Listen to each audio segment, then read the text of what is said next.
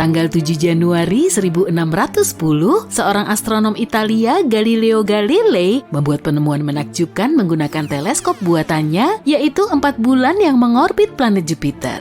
Oh iya, di zaman sekarang, kamu bisa membuat teleskop versimu sendiri menggunakan tabung karton, lensa, dan lem super. Ciri utama dari teleskop DIY ini adalah menaruh 2 lensa pada jarak yang benar satu sama lain. Kamu butuh 2 lensa, satu lensa harus cekung, yang lain cembung. Jadi satu lensa melengkung keluar dan yang lain melengkung ke dalam. Teleskop mula-mula Galileo ini mampu memperbesar objek sekitar 8 kali, dia terus meningkatkannya hingga mampu memperbesar sampai 20 kali lipat. Tapi mari kembali ke cerita utama kita ya. Saat dia pertama kali melihat ke-4 bulan Jupiter itu, dia meyakini dia cuma melihat sekelompok bintang. Tapi dia segera menyadari bahwa objek-objek antariksa ini tampaknya bergerak dalam pola yang teratur. Butuh beberapa minggu baginya untuk mengetahui bahwa yang dilihatnya bukanlah bintang, melainkan bulan yang mengelilingi Jupiter. Galileo awalnya menamai bulan-bulan itu 1, 2, 3, dan 4. Nggak kreatif banget ya namanya. Karena lebih banyak bulan di galaksi kita ditemukan kemudian, sistem numerik untuk menamainya menjadi membingungkan dan kurang praktis. Jadi itu cuma bertahan selama beberapa abad.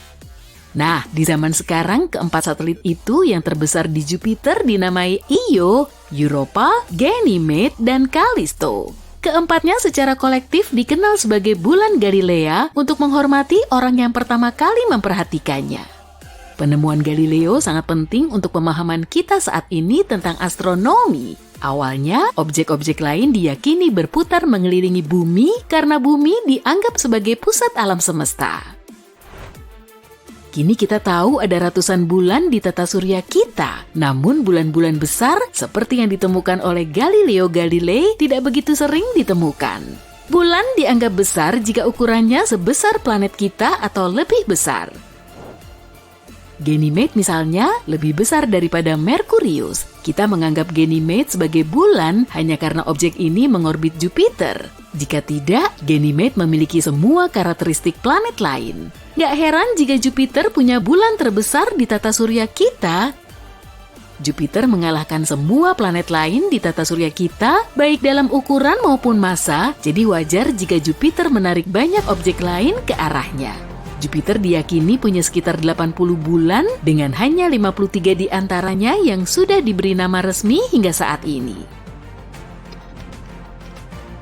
Salah satu bulan Jupiter pertama yang ditemukan oleh Galileo adalah Io. Yang membedakannya adalah Io memiliki banyak gunung berapi. Io adalah satu-satunya objek antariksa yang punya gunung berapi aktif di tata surya kita selain bumi.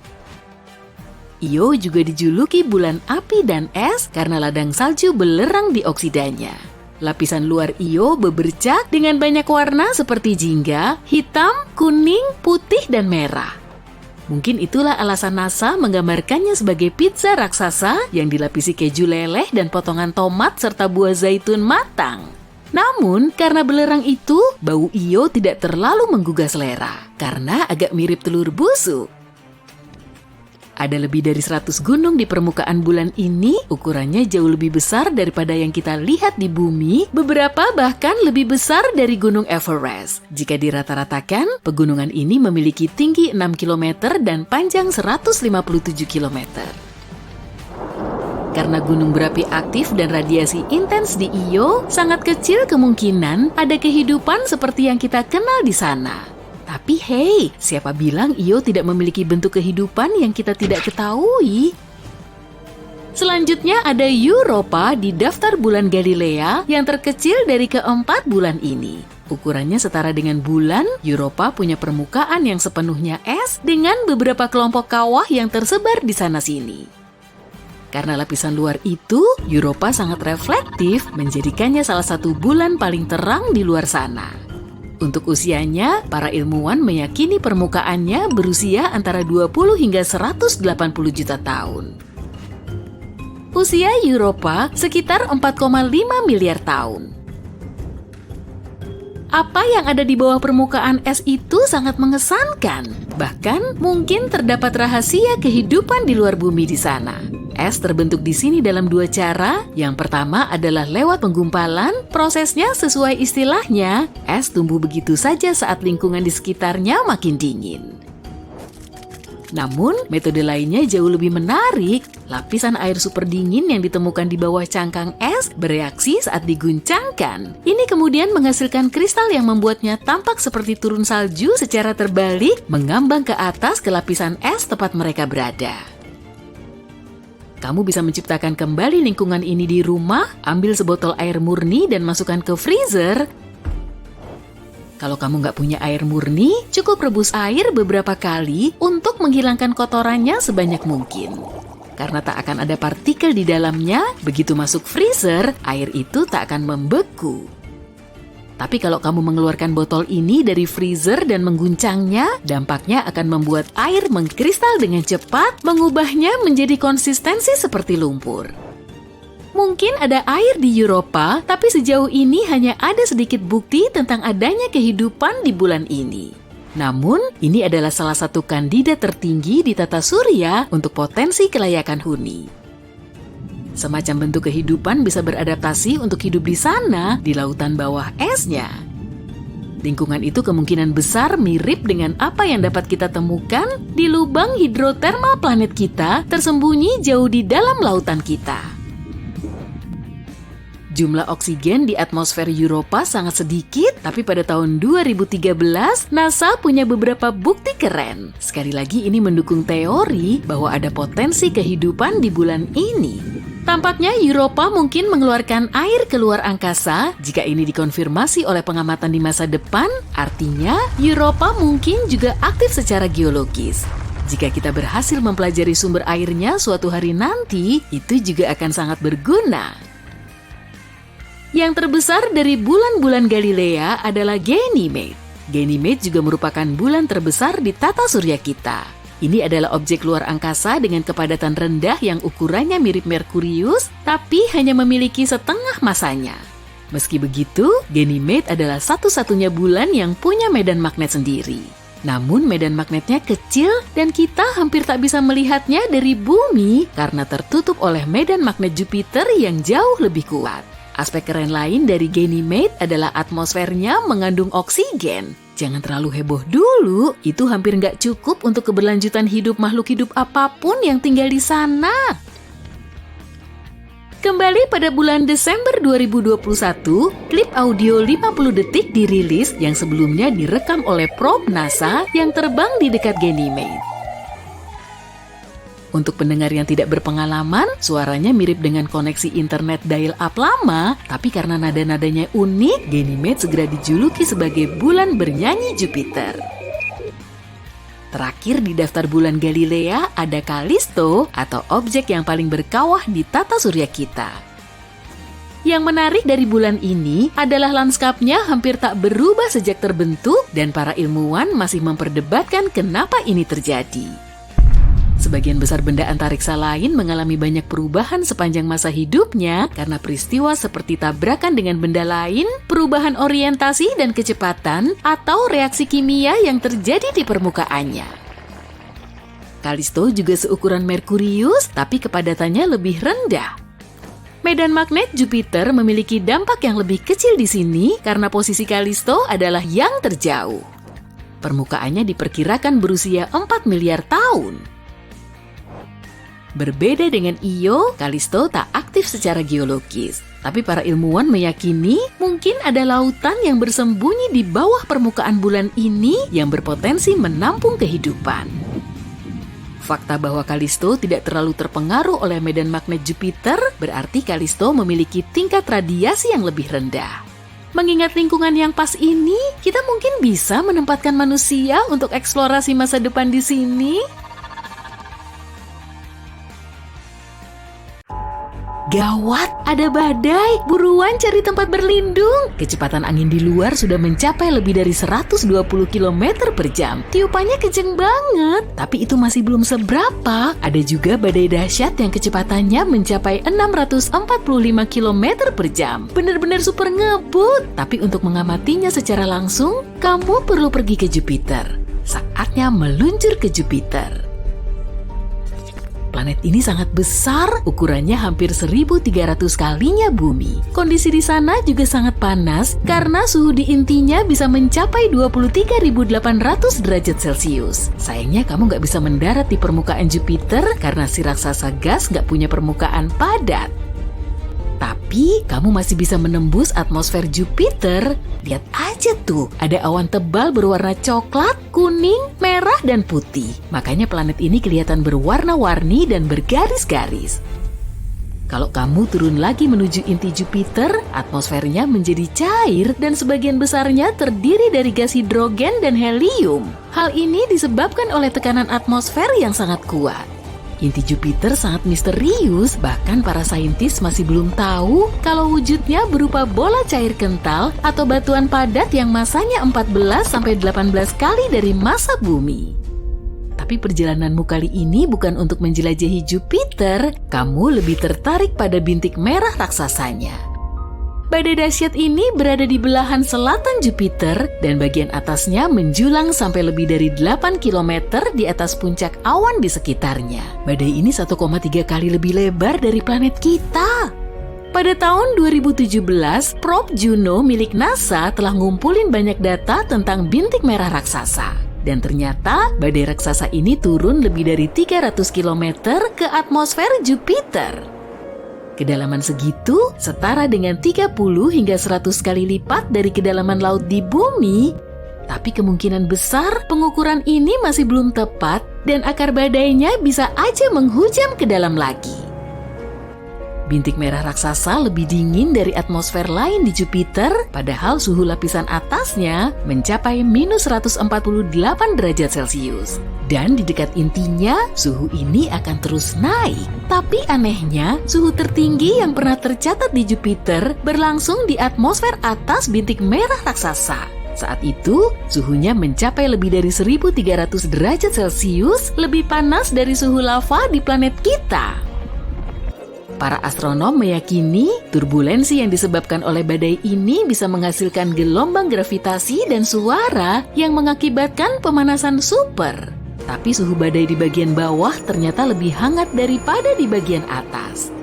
Pusaran yang terus bergerak di Jupiter telah teramati selama lebih dari 150 tahun. Para astronom memprediksi badai ini perlahan akan melambat dan mengecil hingga akhirnya hilang total. Tapi sebetulnya bukan itu masalahnya. Setelah menganalisis semua data yang didapat dari teleskop luar angkasa Hubble, para peneliti dibuat bingung saat tahu angin di batas luar badai ini justru makin cepat. Selisih maksimalnya mencapai 2,5 km per jam selama 1 tahun di bumi. Meski perubahannya terbilang kecil, informasi ini tetap penting. Kecepatan angin di tepi badai bisa mencapai 643 km per jam atau lebih ngebut dari tornado di bumi. Tapi kecepatan di pusat badai nggak sengebut tepinya, tiupan angin di situ jauh lebih lambat.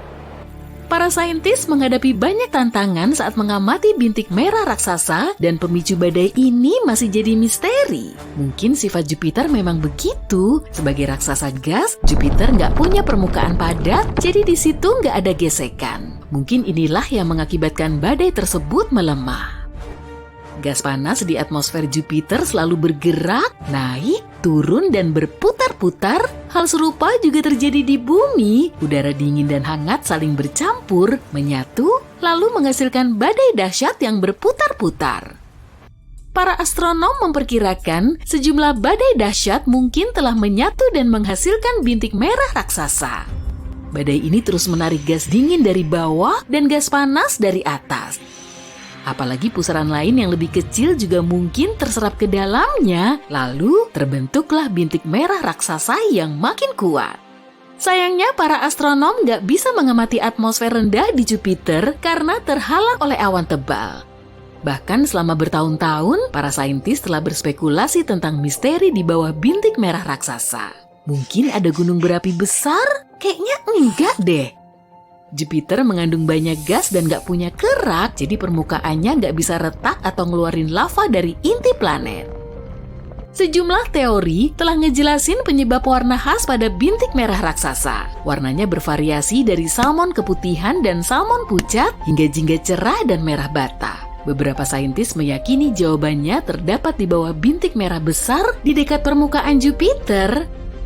Lapisan gas tanpa warna mungkin telah bereaksi dengan radiasi ultraviolet yang berasal dari matahari.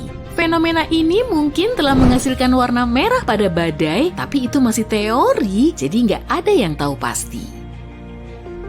Jupiter bukan satu-satunya planet yang punya badai raksasa. Badai serupa juga ada di Saturnus, tapi badai di sana disebut bintik putih raksasa. Wah, bagus juga ya nama-namanya. Badai ini punya ekor awan putih di sekitar Saturnus dan akan muncul tiap 30-an tahun sekali. Awalnya, bintik putih raksasa cuma berupa titik kecil, lalu terus meregang dan bertambah besar, dan para astronom tahu bintik putih raksasa ini sebetulnya berupa sistem badai petir yang sangat besar. Di puncaknya terdapat kilat yang bisa menyambar lebih dari 10 kali setiap detik. Sumber energi dari bintik putih raksasa masih jadi misteri. Ada yang bilang matahari telah menyuplai energinya. Tapi menurut pendapat lain, pola awan badai hanya bisa terjadi kalau di dalamnya ada sumber panas yang menyuplai energi secara langsung. Gak cuma badai dahsyat di berbagai planet di tata surya kita yang bikin para astronom kebingungan. Oke, saatnya kita pindah ke Pluto. Planet kerdil ini diketahui berukuran paling besar di tata surya kita. Atmosfer Pluto sangat tinggi di atas permukaannya dan memiliki lebih dari 20 lapisan. Semua lapisan ini sangat dingin dan super padat. Bulan kita juga punya lapisan seperti atmosfer, namanya adalah eksosfer, dan di dalamnya terdiri atas helium, neon, dan argon. Densitasnya 10 triliun kali lebih rendah dari atmosfer bumi. Saat menjelajahi luar angkasa, kamu perlu mewaspadai lubang hitam. Gravitasi di lubang hitam sangat kuat hingga cahaya nggak akan bisa lolos dari jeratannya. Tapi kadang lubang hitam mirip banget kayak gunung berapi galaksi yang sangat besar. Gunung berapi ini terus meletus tapi nggak ngeluarin lava. Lubang hitam menghasilkan energi yang sangat besar dan fenomena ini ninggalin bekas lubang besar pada material dan gas di sekitarnya. Beberapa waktu yang lalu, para saintis menemukan salah satu kawah terbesar di alam semesta. Teleskop radio dan sinar X mendeteksi lubang hitam supermasif yang telah lama mengamuk. Lokasinya ada di gugus galaksi sekitar 390 juta tahun cahaya dari bumi. Ukuran kawah ini kurang lebih 15 kalinya galaksi Bima Sakti. Pasti gede banget kan? Selama berada di luar angkasa, kamu nggak boleh sembarangan mendarat di planet asing. Bisa-bisa kamu akan terjebak di planet K2141b yang berada di luar tata surya kita. Planet ini sekilas kelihatan mirip dengan bumi kita. Ada air laut yang menguap, menghasilkan awan, mengembun, lalu jatuh lagi ke permukaan planet sebagai hujan. Bedanya, hujan di sini nggak berupa air, tapi batu. Permukaan eksoplanet K2141b diselimuti lautan lava sedalam puluhan kilometer. Saat siang hari, suhunya mencapai 2760 derajat Celcius, menguapkan magma di lautan menuju atmosfer. Lalu, angin supersonik secepat 1,6 km per detik akan meniupkan uap batu ini ke bagian gelap planet. Magma yang tadinya menguap akan dingin dan berubah menjadi cair, lalu jatuh sebagai hujan batu. Ngeri banget, mending segera menjauh deh. Tempat ini nggak cocok jadi destinasi liburanmu. Suhunya terlalu panas. Ia menatapmu dan kamu menatapnya. Sebuah mata raksasa yang kayak menarik kamu ke dalam jurang. Kamu melayang di atasnya dalam helikopter antariksa. Tapi takut kayak apapun, kamu tetap harus menjalankan tugas. Jadi, kamu turunin helikoptermu ke permukaan planet merah. Betul, di sanalah kamu, di Mars. Tapi pertama, kamu luangin waktu buat mengingat semua yang kamu tahu tentang planet keempat dari matahari itu. Mars adalah planet dalam terakhir, yaitu planet-planet yang ada di sabuk asteroid. Ini juga disebut planet terestrial karena tersusun atas batuan dan logam. Atmosfer Mars jauh lebih tipis dibanding bumi. Atmosfer itu mengandung 95% karbon dioksida dan cuma 1% oksigen. Dengan kata lain, jangan sampai kamu mikir mau lepas helm. Tapi kamu nggak boleh buang-buang waktu. Kamu mendarat di permukaan planet dan berada di dunia berwarna merah kecoklatan. Syukurlah kamu memakai pakaian antariksa. Tempat itu dingin membeku. Termometer yang dijahit di lengan bajumu menunjukkan minus 62 derajat Celcius. Saatnya melangkah untuk pertama kali di permukaan Mars. Planet itu kelihatan cukup penuh warna dan corak area tertentu tergantung pada mineral penyusun tanahnya. Tanah di bawah kakimu tertutup debu halus, kelihatannya mirip karat. Debu oranye yang sama juga ada di udara. Untung kamu bawa persediaan oksigen sendiri hingga nggak perlu menghirup udara Mars. Lapisan debu yang menutupi permukaan Mars ini bisa setebal 2-12 meter. Kamu berharap semoga bisa menghindari ditelan pasir isap Mars. Kamu mulai jalan, rasanya ringan banget. Volume Mars cuma 15% volume bumi dan massanya cuma 11% massa bumi. Ini artinya gravitasi di sini jauh lebih lemah. Daya tariknya 38% daya tarik di permukaan bumi. Kamu loncat-loncat naik turun lalu mencoba lari beberapa puluh meter. Kamu belum keringetan setitik pun. Yang bikin kamu lebih sulit menjelajah tempat ini adalah permukaannya yang berbatu-batu. Tertutup kawah dan gunung berapi, dasar danau tua yang kering dan ngarai. Kamu lihat sesuatu yang besar menjulang di ufuk, tapi kamu coba menahan rasa kepomu. Kamu akan cukup waktu untuk mikirin objek apa itu nanti. Tiba-tiba awan masif muncul di kejauhan. Kelihatannya kayak sekawanan besar kuda mendekatimu. Kenyataannya, lebih baik kamu kembali masuk helikoptermu dan terbang menjauh secepat mungkin. Itu salah satu badai debu yang kesohor di Mars. Seringnya, badai ini terjadi selama musim panas di belahan selatan planet merah. Terkadang, badai ini bisa melanda seluruh planet, dan badai awan yang terbesar bisa dilihat dari bumi. Kamu meloncat masuk ke dalam helikopter, dan kamu arahkan pandangan pada hal yang begitu bikin kamu ketakutan. Saluran berliku yang mirip pembuluh darah melintasi bola mata itu. Tapi makin dekat, makin gak mirip mata sebenarnya. Kamu segera nyadar, itu sebuah kawah. Ukurannya raksasa, diameternya hampir 30 km. Di sekitar kawahnya, yang mirip pupil, ada kawah-kawah lain yang bahkan lebih besar. Kemungkinan kawah-kawah ini terbentuk miliaran tahun lalu, ketika Mars harus menghadapi banyak serangan batuan antariksa. Tapi kenapa kawah mata lebih gelap dibanding lanskap sekitarnya? Ilmuwan berpikir suatu ketika ada air Mars di lubang raksasa itu. Ingat saluran tadi? Kemungkinan saluran itu dulu dialiri air. Dan karena terisi air, ini mencegah beberapa bahan dan mineral dari terkikis. Nah, ingat sesuatu yang menjulang di ufuk? Saatnya kita menjelajahinya. Kalau sudah dekat, akan kamu sadari kalau ini adalah gunung berapi perisai terbesar di seluruh tata surya, Olympus Mons. Diameternya lebih dari 595 km, yang hampir seukuran dengan negara bagian Arizona. Kamu miringin kepala. Wow, tinggi gunung itu 25 km. Gunung ini juga dipagari oleh tebing-tebing setinggi 6 km. Untuk bayangin ukuran gunung berapi ini, yuk kita bikin beberapa perbandingan. Gunung berapi terbesar di bumi adalah Mauna Loa, menjulang sekitar 4,02 km di atas permukaan laut dan membentang sejauh 120 km. Kedengaran mengesankan. Tapi volume Olympus Mons sekitar 100 kali lebih besar Mauna Loa. Gunung raksasa Mars bisa menelan seluruh rantai kepulauan Hawaii dari Kauai sampai Hawaii. Tapi kenapa gunung berapi ini begitu besar? Mungkin ini hasil gravitasi permukaan bawah dan angka erupsi yang lebih tinggi. Atau mungkin karena kerak planet merah yang lain banget dari kerak bumi. Keadaannya statis. Di planet kita, kerak tersusun atas 15-20 lempeng tektonik yang bergerak. Ketika lempeng-lempeng ini bergerak di atas titik-titik panas yang memproduksi lava, gunung-gunung berapi baru terbentuk dan yang sudah ada jadi padam. Karena itu, lava bisa sampai ke permukaan melalui banyak lubang. Tapi di Mars, keraknya nggak terpecah jadi sejumlah lempeng tektonik kayak di bumi. Dan lava nggak bisa melakukan apapun kecuali menumpuk dalam satu gunung berapi yang besar sekali. Nah, gimana kalau kita lebih mendekat lagi ke gunung raksasa ini? Tapi begitu kamu melangkah keluar dari helikopter di tanah Mars, tanah di bawahmu mulai berguncang. Itu gempa Mars. Tapi gimana itu bisa terjadi, sedang Mars nggak punya lempeng yang bergeser dengan aktif? Para spesialis dari NASA yakin gempa Mars terjadi saat energi di dalamnya tiba-tiba dilepaskan. Ini menimbulkan retakan dalam kerak planet itu. Satu sentakan kuat lain dan salah satu retakan semacam itu terbuka pas di depanmu. Kamu jatuh ke tanah, takut mau bergerak. Tapi semua segera jadi tenang.